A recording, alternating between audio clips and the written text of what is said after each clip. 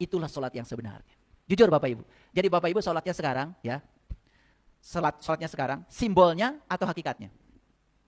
Yang 5 waktu itu simbolnya, latihannya, instrumennya. Tapi sholat yang rukaan sujadan yabtaguna fadla minallahi waridwana. Bekas ruku dan sujudnya itu nampak di wajahnya Bapak Ibu. Itu di Quran dijelaskan. Di surat Al-Fat itu bagian yang terakhir.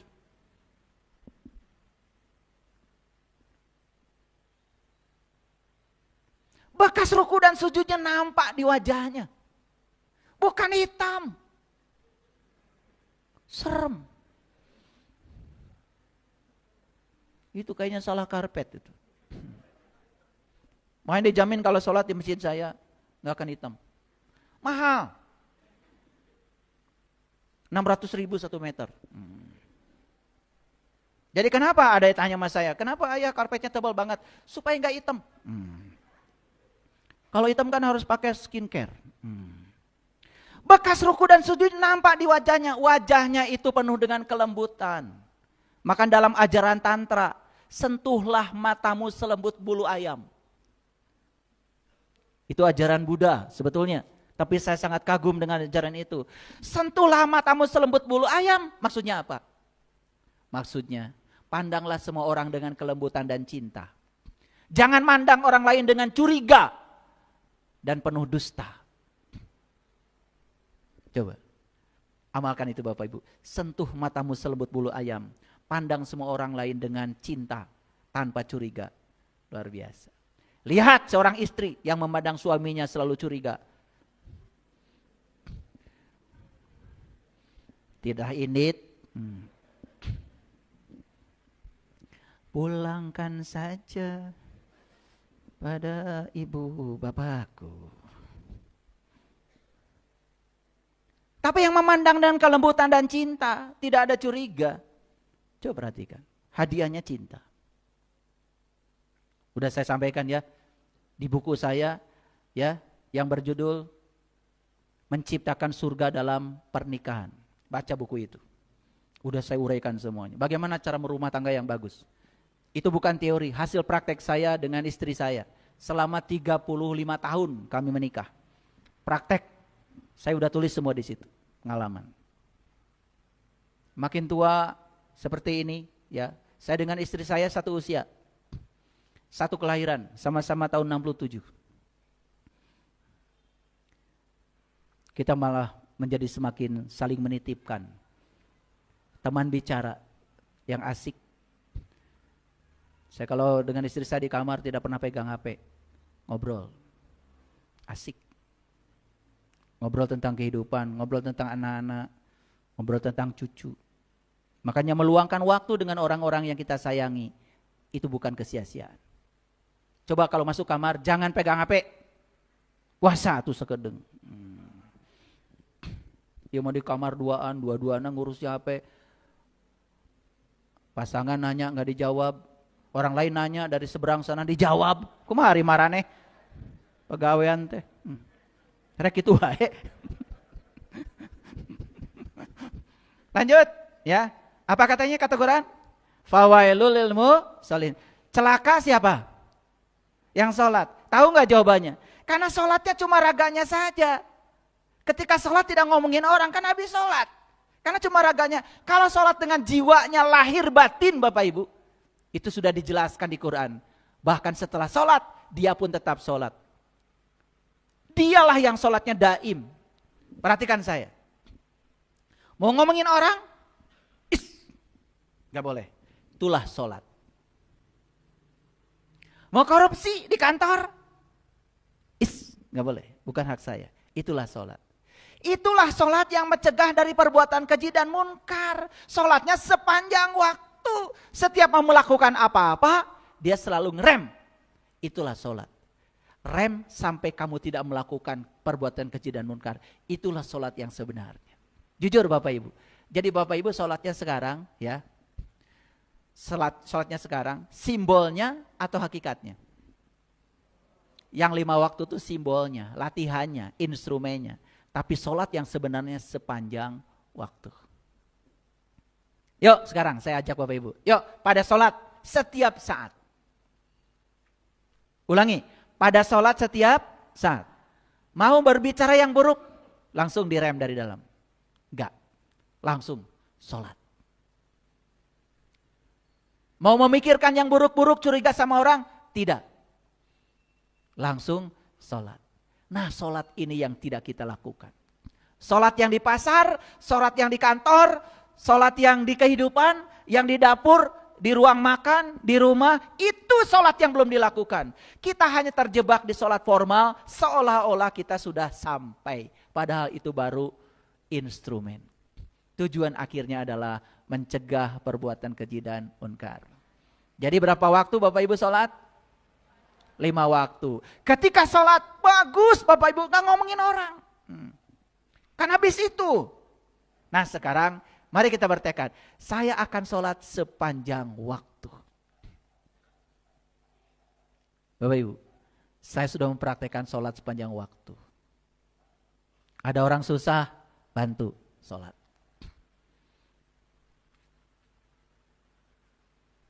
Ada orang kegelapan, terangi sholat. Coba, gratis hidup Bapak Ibu. Gratis. Sahabat-sahabat saya di sini, di Bumi Spiritual Indonesia, sudah tahu keseharian saya.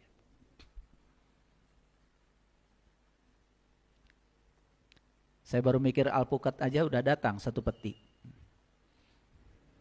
Dari dapur udah ada laporan telur habis katanya buat sarapan pagi. Gak kira-kira telur ayam kampung datangnya 3 peti. Kan gak mungkin saya makan sendiri. Betul gak? Ya, saya bagikan. Kalau telur umurnya kan pendek. Gitu. Kalau ada yang datang ke rumah saya, kenapa ya buah-buahan di rumah ayah banyak terus? Ya itulah surga. Kan katanya dipipit, ada lagi, dipipit, ada lagi. Begitu. Dimakan, ada yang ngirim lagi, dimakan. Gitu maksudnya, itu surga. Nyata sekarang. Bukan hayalan. Paham? Mau begitu? Pasti mau. Bereskan heula ieu. Masih pendusta agama. Bereskan dulu. Kalian mah kalau dipancing sedikit langsung pindah. Dasar pangeretan. Baru dipancing dikit langsung berubah haluan. Betul enggak? Mau begitu? Mau. Bereskan dulu ini. Ini topik kita hari ini. Kita tidak mau lagi jadi pendusta agama. Kan begitu? Betul enggak? Sholatnya tidak mau lagi cuma raga. Ingin melibatkan jiwa. Jiwanya bisa lizikri. Bisa ingat sama Allah. Satu-satunya syarat ingat sama Allah. Maka jiwa harus dikenalkan dulu sama sang pemilik jiwa itu. Itulah yang disebut dengan ma'rifatullah. Udah nyampe pesannya? Ini Quran Bapak Ibu. Nah, alladzina hum an sholatihim sahun. Nah kita ini sering memplesetkan. Sahun itu artinya lalai. Lalai itu menunda waktu sholat. Saya setuju. Menunda waktu sholat itu tidak boleh. Karena Allah harus menjadi the topmost priority. Setuju gitu.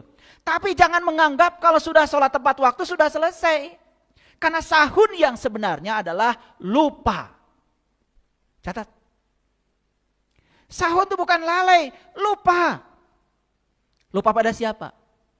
Lupa pada Allahnya. Sepanjang sholat itu enggak ingat Allah sama sekali, lupa. Inilah yang agama hanya hidup di rumah ibadah. Tapi mati dalam kehidupan. Sudah jelas? Coba Bapak Ibu. Kalau diurut yang tadi ayatnya ya, coba. Aro'aital ladzi yukadzibu biddin, celakalah pendusta agama. Fazalikal ladzi yad'ul yatim, mereka yang menelantarkan yatim. Oh, yang menelantarkan jiwa. Bapak Ibu, kalau sudah merasa sudah tiap tahun mengasih sumbangan sama panti asuhan, itu mah biasa. Berbagi. Dan berbagi itu bukan buat orang lain. Kalau orang yang sadar kan memberi itu buat diri sendiri. Ngehargaan diri, ngehargaan maneh. Bukan buat orang. Saya bukan berarti Bapak Ibu tidak boleh ngasih makan orang yang disebut yatim, miskin. Bukan itu, bukan. Itu belum selesai. Makanya kan banyak orang yang sombong karena sudah mengundang anak yatim, karena naik pangkat, merasa sudah selesai, bukan pendusta agama. Belum. Belum. Ada yang ditelantarkan dalam diri kita. Itu jiwa kita. Yuk kita urut. Celakalah pendusta agama. Siapa? Yaitu orang yang menelantarkan jiwa. Ya toh? Dan tidak ngasih makan pada jiwa itu. Clear? Akibatnya apa? Sholatnya jadi celaka. Kenapa?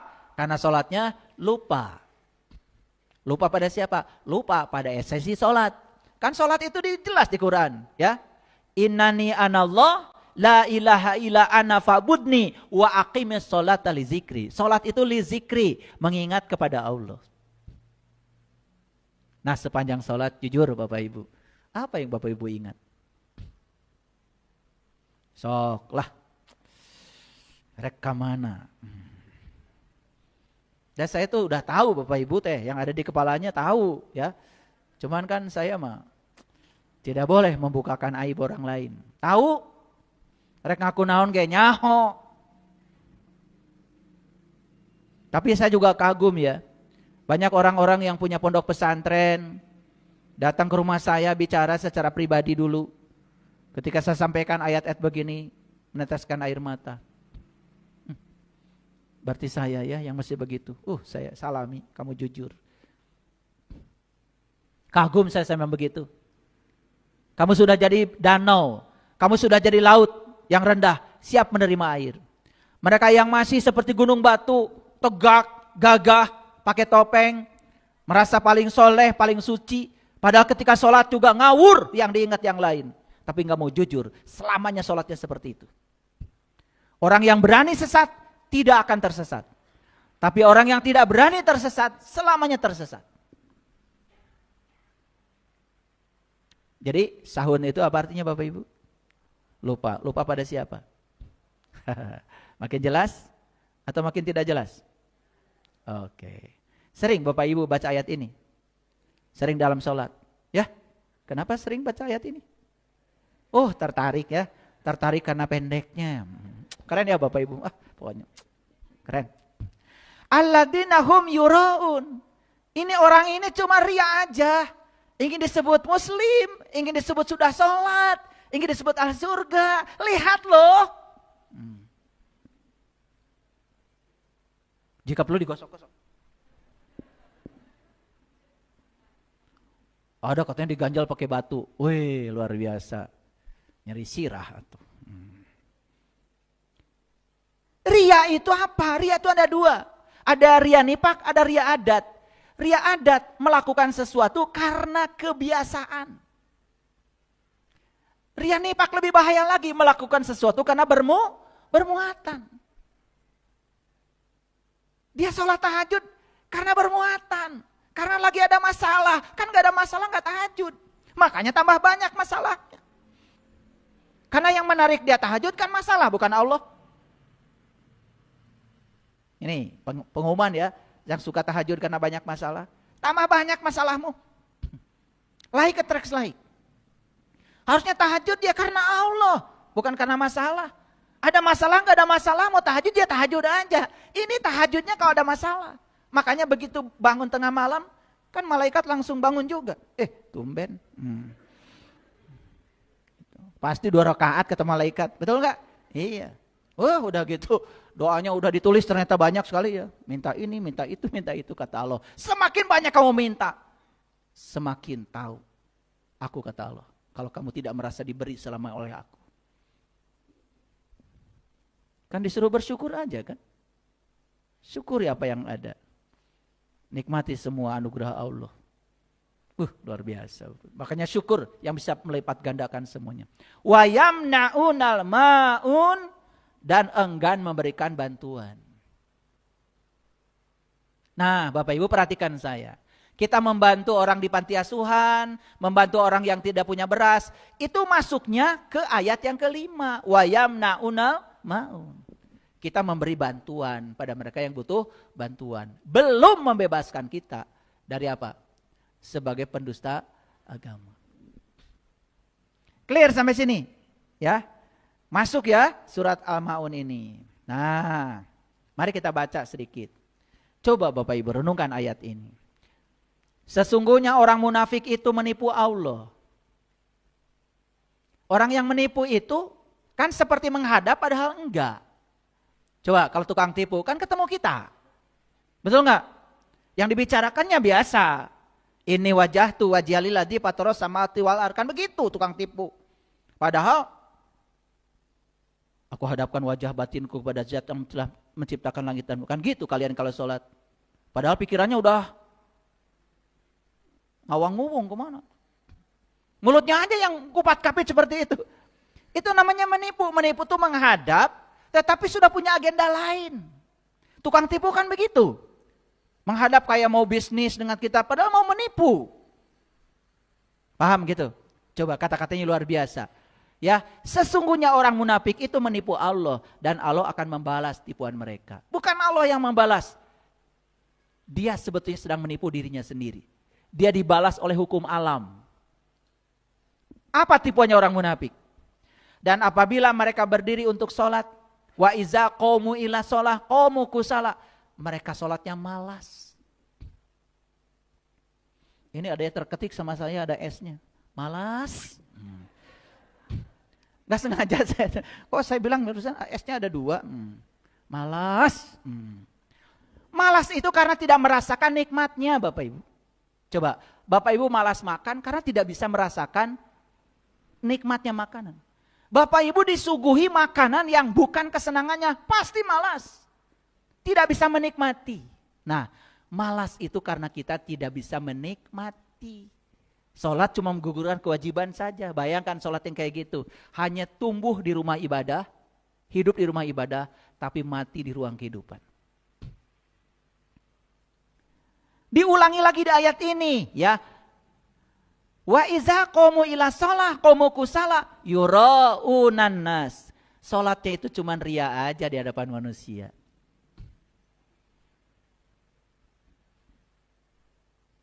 Nah, ibu sholat. Isin atuh tuh sholat. Beli dicari hoskun ke Ibu Yeti.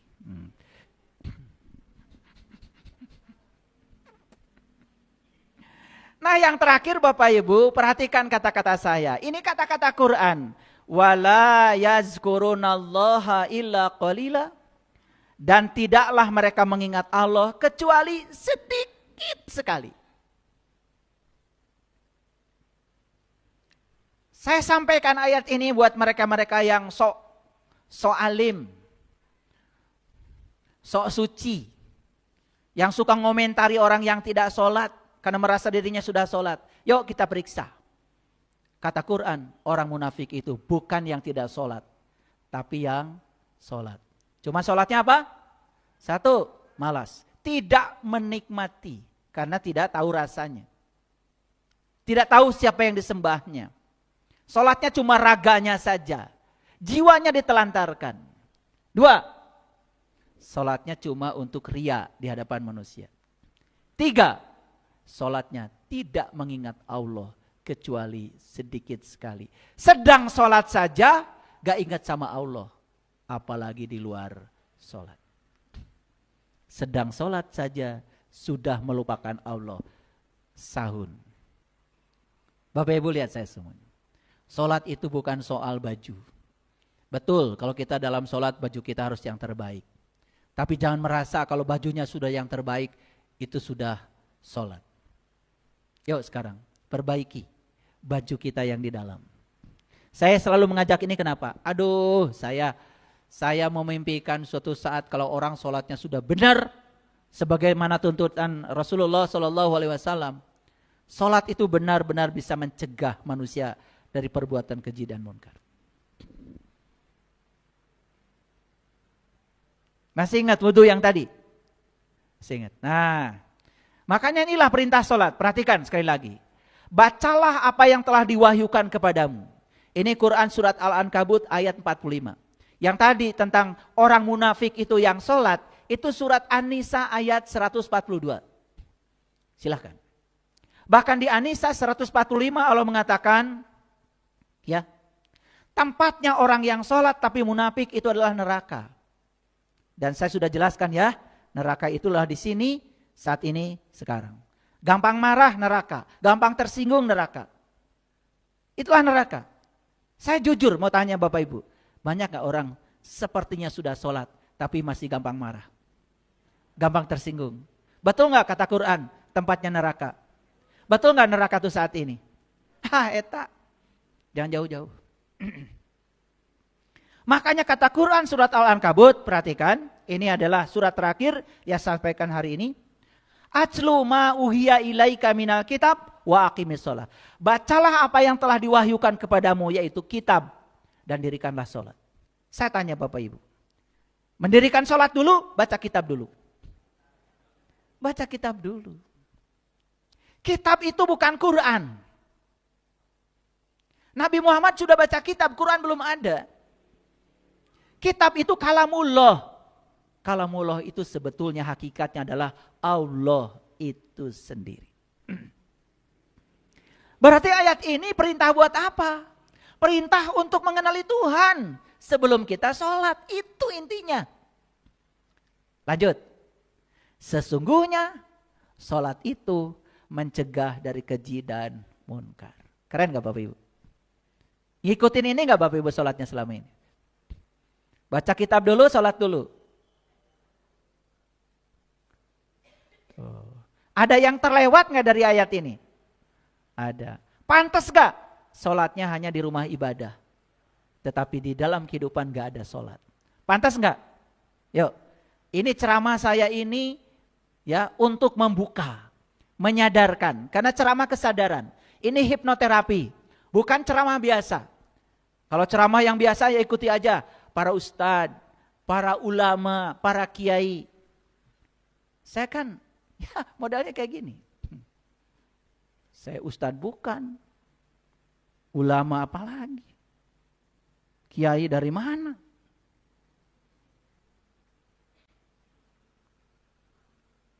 Bukan siapa-siapa ini, ya. Tapi dengarkan kata-kata saya. Ya, dengarkan kata-kata saya, Bapak Ibu. Ya, kosongkan Bapak Ibu, jujur mendengarkannya.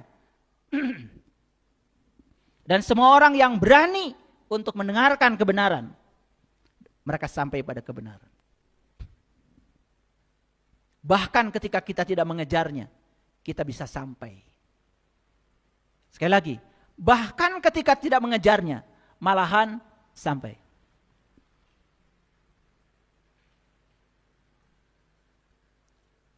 Ulangi lagi. Bacalah apa yang telah diwahyukan kepadamu yaitu kitab. Baca apa dulu? Kitab. Setelah itu apa? Dirikanlah sholat. Karena sudah tahu dan kenal kepada Allah, sepanjang sholat gak ada yang diingat kecuali Dia. Bergetar Bapak Ibu.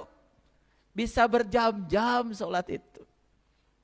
Sampai kakinya Nabi Muhammad aja bengkak. Baru kata Allah, sesungguhnya sholat itu, pakai itu. Sholat yang mana? Sholat itu, sholat yang didirikan setelah baca kitab. Mencegah dari keji dan munkar. Dan sesungguhnya, kata Allah, mengingat Allah sangat besar. Wala zikrullahi akbar. Tidak ada yang lebih besar dari mengingat Allah. Bapak Ibu, lihat saya semua. Ketika sholat yang 5 waktu, hanya Allah yang diingat. Habis sholat, hanya Allah yang diingat. Mau ngomongin orang, langsung ada rem di sini. Tidak. Mau menyakiti orang, ada rem di sini. Tidak. Mau ngambil hak orang, ada rem di sini. Tidak. Bahkan saya mau menawar aja, menawar. Makanya saya suka janji sama istri saya. Ya ke pasar, yuk. Karena bagi saya dengan istri saya ke pasar itu refreshing. Ketemu orang, asik tuh ya. Buat singkong di kanan, buat timun di kiri. Asik itu, olahraga. Ternyata ada penelitian. Sering pergi bersama pasangan ke tempat-tempat seperti itu memperpanjang umur. Keren tuh penelitiannya, luar biasa. Ya. Coba bareng-bareng ya. Ih, asik. Tapi saya suka pakai syarat. Nanti di pasar jangan ditawar ya. Timun 6.000 1 kilo. 2.000 aja mang. Itu bukan menghina tukang dagang, itu menghina Allah. Ya Allah, petani itu cuma naruh bijinya. Yang menumbuhkan aku, kata Allah, sampai sebesar itu. Kok kamu tidak menghargai aku, kata Allah. Tawar, 10.000. Karunya atuh, malak dage lila. Ya Allah, Bapak Ibu. Kadang-kadang kita suka tega ya, kalau nawar. Coba mulai sekarang, jangan nawar ya, itu aja dulu. Syukur kalau dinaikkan harganya. Coba nanti, praktekkan dari saya. Waduh Bapak Ibu, berkelimpahan. Saya itu di Jelekong nanam timun di gunung. Ya. Setiap hari, ya saya hitung nih. Ya, yang kerja di Jelekong itu yang nanam timun tuh 4 orang. Kalau di Jelekong tuh ngabedug namanya. Gajinya di sana 60.000 sampai jam 12. 4 kali 6, 240. Kali 6 hari. Sok hitung sorangan. Panen timunnya 3 bulan Bapak Ibu. Begitu dijual ke pasar ditawar 2.000. Begitu saya jumlahkan sekian kintal itu cuma dapat 400.000. Padahal seminggu gajinya aja lebih dari 2 juta. 3 bulan sok hitung sabaraha. Kacida tanu nawar. Karena saya pengalaman udah nanem Bapak Ibu. Saya udah jadi petani cengek sudah, petani sosin sudah. Saya tuh apa aja dikerjakan. Tetapi saya ingin memperluas wawasan. Tuh hasil pertanian juga saya bagikan. Tuh kalau yang punya rumah di Sariwangi atas, tuh ada kebun saya, banyak cabainya ambil. Perlu singkong ambil. Perlu pisang ambil. Boleh. Ada yang nunggu. Lah, yang ngasih pohon pisangnya tuh Pak Haji tuh, Pak Haji Asep. Sama Bunda Cucu. Dari Cililin. Tuh Pak Haji. Yang ngasih pohon singkongnya Pak Haji, nggak beli. Tancap ke nungku. Makanya saya juga tidak pernah memiliki. Saya bilang sama tukang kebun, kalau ada yang minta singkong, kasih. Silakan. Tuh, di Sariwangi, pokoknya ada kebunnya Pak Saipul, boleh. Bilang, saya anggota pengajiannya, bilang aja gitu. Oke, menakjubkan gak hidup? Menakjubkan. Jadi gimana caranya supaya agama itu jangan cuma hidup di rumah ibadah. Agama bawa ke kamar, agama bawa ke dapur, agama bawa ke pasar, agama bawa ke kantor. Wih luar biasa. Wudu, sholat bawa ke semua sektor kehidupan. Maka agama akan menjadi rahmatan lil alam. Terima kasih. Assalamualaikum warahmatullahi wabarakatuh.